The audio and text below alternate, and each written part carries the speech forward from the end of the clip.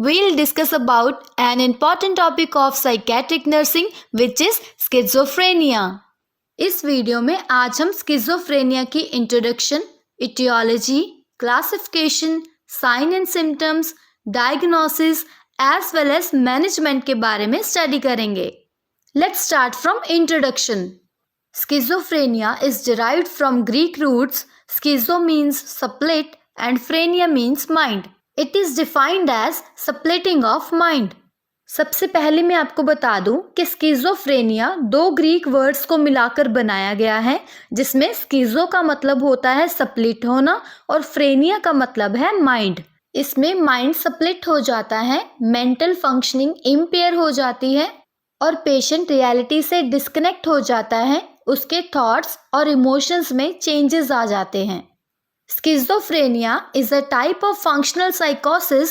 It is a group of mental illnesses characterized by disturbance of thinking, mood and behavior. Schizophrenia एक mental illness है जो कि functional psychosis की ही type है. इसमें पेशेंट की thinking, mood और behavior में disturbance हो जाती है. Onset of schizophrenia is late teen years to early 30s. 16 to 34 years की एज में स्किज़ोफ्रेनिया के सिम्टम्स स्टार्ट होने लगते हैं. नेक्स्ट इज इटियोलॉजी और कॉजेज ऑफ स्किज़ोफ्रेनिया. स्किज़ोफ्रेनिया का एग्जैक्ट कॉज अननोन है, पर कुछ फैक्टर्स हैं जिनके कारण स्किज़ोफ्रेनिया डेवलप हो सकता है. These are genetic factors. Children of schizophrenic parents are more prone to schizophrenia. Genetic मतलब जो चीज़ बच्चों को उनके पेरेंट्स के जीन्स के थ्रू मिलती है, जैसे कि पेरेंट्स को स्किज़ोफ्रेनिया था और उनके बच्चों को भी हो गया, मतलब बच्चों ने अपने पेरेंट्स से इनहेरिट किया है. Next one is organic factors. It is caused by abnormalities in the brain tissue, infection और ट्रॉमा.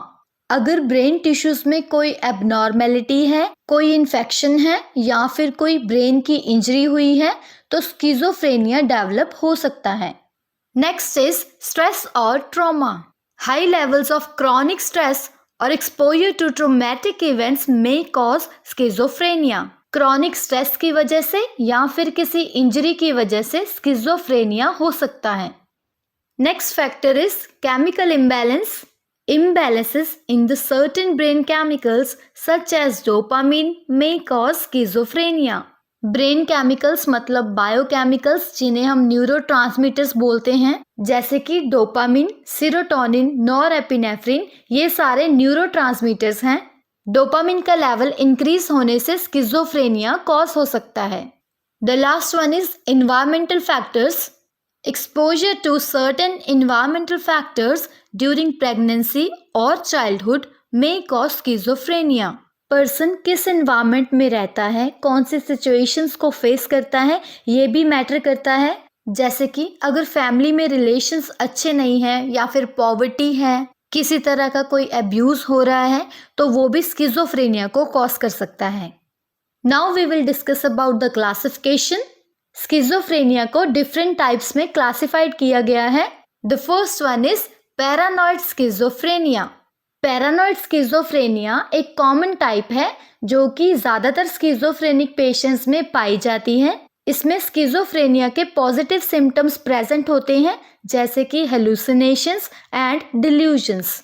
हेलुसिनेशन को हम फॉल्स सेंसरी परसेप्शन बोलते हैं, जिसमें पेशेंट कुछ सेंस करता है जो कि रियलिटी में प्रेजेंट नहीं होता, जैसे कि ऑडिटरी हेलुसिनेशंस. उसमें पेशेंट को आवाज़ें सुनाई देती हैं जो कि रियलिटी में नहीं प्रेजेंट होती.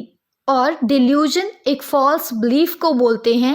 पेशेंट किसी चीज़ में यकीन करता है, विश्वास करता है, जो कि रियलिटी में सत्य नहीं होती. हेलुसिनेशंस और डिल्यूजन्स को मैंने अलग से टर्मिनोलॉजी वाली वीडियो में एक्सप्लेन किया है. आप आई बटन पर दिए गए लिंक से वीडियो को देख सकते हैं. Second type is catatonic schizophrenia. This is a rare type that involves physical movement and it is characterised by phases of stupor और एक्साइटमेंट.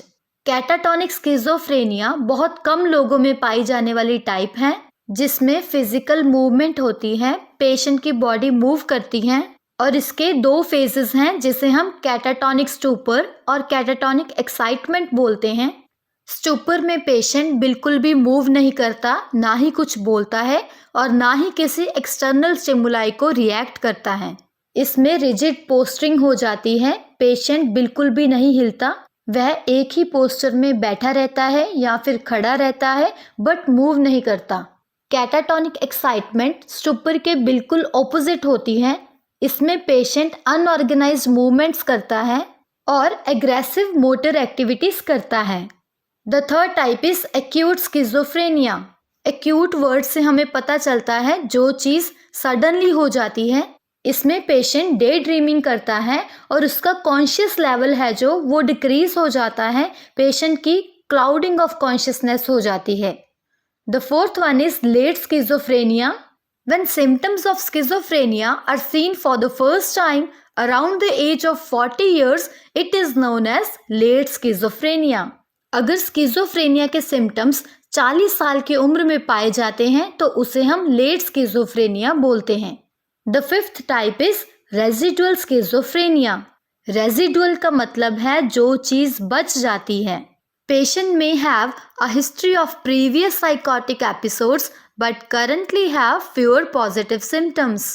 जैसे पेशेंट को स्किज़ोफ्रेनिया था, साइकोटिक डिसऑर्डर था जो कि ठीक भी हो गया, बट रिकवर होने के बाद भी पेशेंट में कुछ सिम्टम्स प्रेजेंट हैं, मतलब वो पहले वाली डिसीज का रेजिडुअल है, तो उसे हम रेजिडुअल स्किज़ोफ्रेनिया बोलते हैं।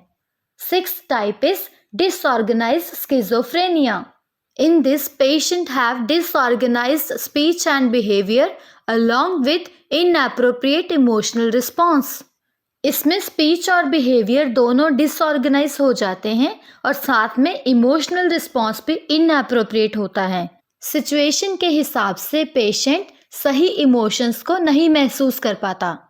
Seventh type is schizoaffective schizophrenia. Combination of symptoms of schizophrenia and mood disorders which may occur at same time or at different times is known as schizoaffective schizophrenia. Schizophrenia के साथ में अगर mood disorder वाले symptoms भी present हो तो उसे हम स्किज़ोअफेक्टिव स्किज़ोफ्रेनिया बोलते हैं। ये दोनों चीज़ें एक टाइम पर एक साथ भी प्रेजेंट हो सकती हैं और अलग अलग टाइम पर भी प्रेजेंट हो सकती हैं। The eighth type is pseudoneurotic schizophrenia. Schizophrenia के साथ अगर न्यूरोटिक इलनेस वाले सिम्टम्स प्रेजेंट हों, जैसे कि anxiety, phobia, obsessive compulsive neurosis हो, तो उसे हम स्यूडोन्यूरोटिक स्किज़ोफ्रेनिया बोलते हैं। Next are the sign and symptoms. Schizophrenia में नेगेटिव सिम्टम्स होते हैं, पॉजिटिव सिम्टम्स होते हैं और कोग्निटिव सिम्टम्स होते हैं। पहले हम नेगेटिव सिम्टम्स को डिस्कस करेंगे। इन्हें हम ब्लूअर्स 4A भी बोल सकते हैं। The first one is ambivalence. Ambivalence का मतलब है किसी एक ऑब्जेक्ट और एक पर्सन के प्रति हमारे अंदर दो ऑपोजिट फीलिंग्स का प्रेजेंट होना। जैसे कि आपने अपने फ्रेंड्स के साथ मूवी देखने का प्लान बनाया, लेकिन जाने के समय आप सोचते हो कि अगर मूवी देखने गया तो स्टडीज में लॉस हो जाएगा, टाइम वेस्ट हो जाएगा, पर दूसरी तरफ आप ये भी सोचते हो अगर मूवी देखने ना गया तो फ्रेंड्स के साथ एंजॉय नहीं कर पाऊंगा, उनके साथ जो फन करना है वो नहीं कर पाऊंगा। मतलब मूवी देखने के लिए आपके मन में दो ऑपोजिट फीलिंग्स हैं, इसे हम एम्बिवेलेंस बोलते हैं। The second one is autism. इसमें पेशेंट को डिफ़िकल्टी होती है किसी के साथ बात करने में, कम्युनिकेट करने में या फिर सोशली इंटरेक्ट करने में। वो लोगों के साथ अच्छे से बात नहीं कर पाता, ना ही फ्रेंड्स बना पाता है और सेम बिहेवियर बार बार शो करता है। The third one is affect disturbance. Affect मतलब पेशेंट का मूड डिस्टर्ब हो जाता है, पेशेंट का मूड इनअप्रोप्रिएट होता है, ना ही पेशेंट सैड होता है और ना ही हैप्पी होता है, उसका मूड फ्लैट होता है। The fourth one is association disturbance. ये एक थॉट डिसऑर्डर है जिसमें पेशेंट की थिंकिंग इलॉजिकल हो जाती है, पेशेंट बिना किसी लॉजिक के कुछ भी सोचता रहता है। Next are the positive symptoms. Positive symptoms में हेलुसिनेशंस प्रेजेंट होती हैं, डिल्यूजन्स प्रेजेंट होती हैं, स्पीच, थॉट्स और बिहेवियर डिसऑर्गेनाइज्ड हो जाते हैं। पेशेंट कैटाटॉनिक बिहेवियर शो करता है। नियोलॉगिज्म भी हो सकता है। इसमें पेशेंट अपने आप से न्यू वर्ड्स बनाता रहता है और हाइटेंड सेंसरी परसेप्शन प्रेजेंट होती है। इसमें किसी भी तरह की सेंसिटिविटी इंक्रीज हो जाती है। जैसे कि अगर आप पेशेंट के साथ बात कर रहे हो, आप नॉर्मल पिच में बोल रहे हो, पर पेशेंट को सेंसिटिविटी इंक्रीज होने की वजह से आपकी आवाज बहुत लाउड लगती है। पेशेंट सेंस करता है कि आप बहुत ऊंची आवाज में बोल रहे हो। इसे हम हाइटेंड सेंसरी परसेप्शन बोलते हैं। Next are the cognitive symptoms. Problems with memory, poor concentration and attention, difficulty in decision making and problem solving, and impaired executive functioning. Executive dysfunction में पेशेंट किसी चीज पर फोकस नहीं कर पाता, डे ड्रीमिंग करता है, अपनी प्रॉब्लम्स को सॉल्व नहीं कर पाता और उसे रूटीन टास्क भी डिफिकल्ट लगते हैं। Now we will discuss about the diagnosis of schizophrenia. DSM-5 के अकॉर्डिंग स्किज़ोफ्रेनिया को कैसे डायग्नोस करना है वो देखते हैं। द फर्स्ट वन इज 2 ऑफ following must be present: delusion, hallucinations, disorganised speech, catatonic और disorganised behaviour and negative symptoms. इन 5 में से स्किज़ोफ्रेनिया को डायग्नोस करने के लिए कोई 2 सिम्टम्स का प्रेजेंट होना बहुत ज़रूरी है। अगर इनमें से पेशेंट को कोई भी 2 सिम्टम्स प्रेजेंट हैं तो उसे स्किज़ोफ्रेनिया हुआ है। Next is ongoing for 6 months. अगर सिम्टम्स 6 महीने के लिए रहते हैं तो स्किज़ोफ्रेनिया डायग्नोस कर सकते हैं।